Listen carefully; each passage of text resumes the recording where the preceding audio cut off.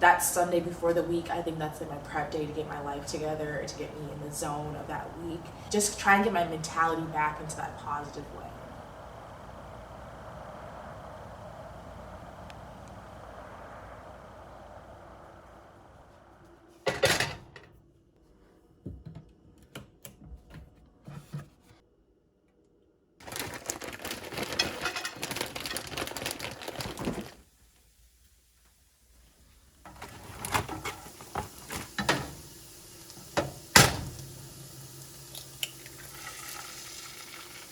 I have long weekends every week, and it's not good. They're really unstructured, and I find myself doing a lot of nothing, and it's bad, but it's hard when I don't see the concrete like, I'm not going to class, I'm not turning in papers or taking a physical test, so it's hard to see or, like, understand that, like, time is progressing.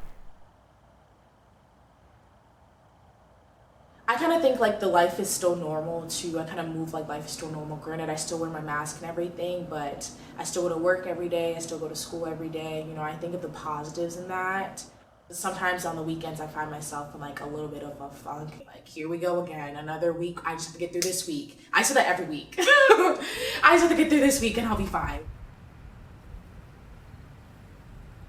In 2016, like everyone was like making those memes of like, Trump's Trump's elected. We live in a simulation, like making that joke.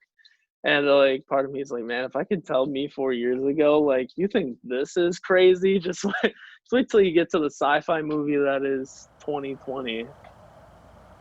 The pandemic has highlighted more ways in which we're divided in the country, and I think part of it is because of this polarization, and it shouldn't be like that because it's not politics, it's a disease.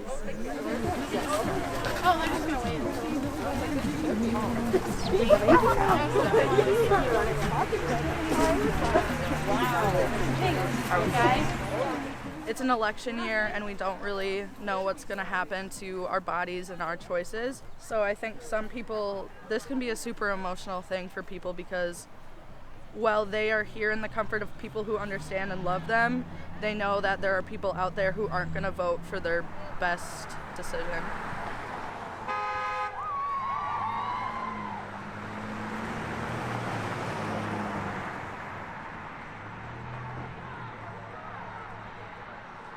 Yeah, everyone has the right to speak up for themselves, and there's people that can't use their voice, especially like on the border, and there's other women who are not being allowed to go to get an abortion at Planned Parenthood, for example. So it's important to use your voice. If you have a privilege, use your voice, might as well. Don't sit back, use your voice.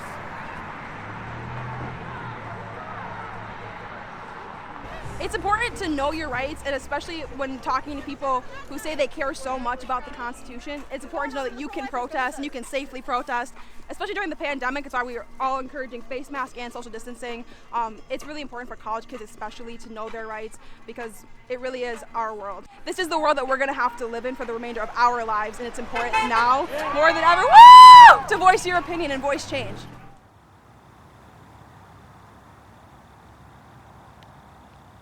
Some days are better than others when I think about it. Sometimes I'm like excited to go off and like start my life. But other times I'm like, oh my gosh, this is what I'm going to school for, is what I'm going to be doing for the rest of my life.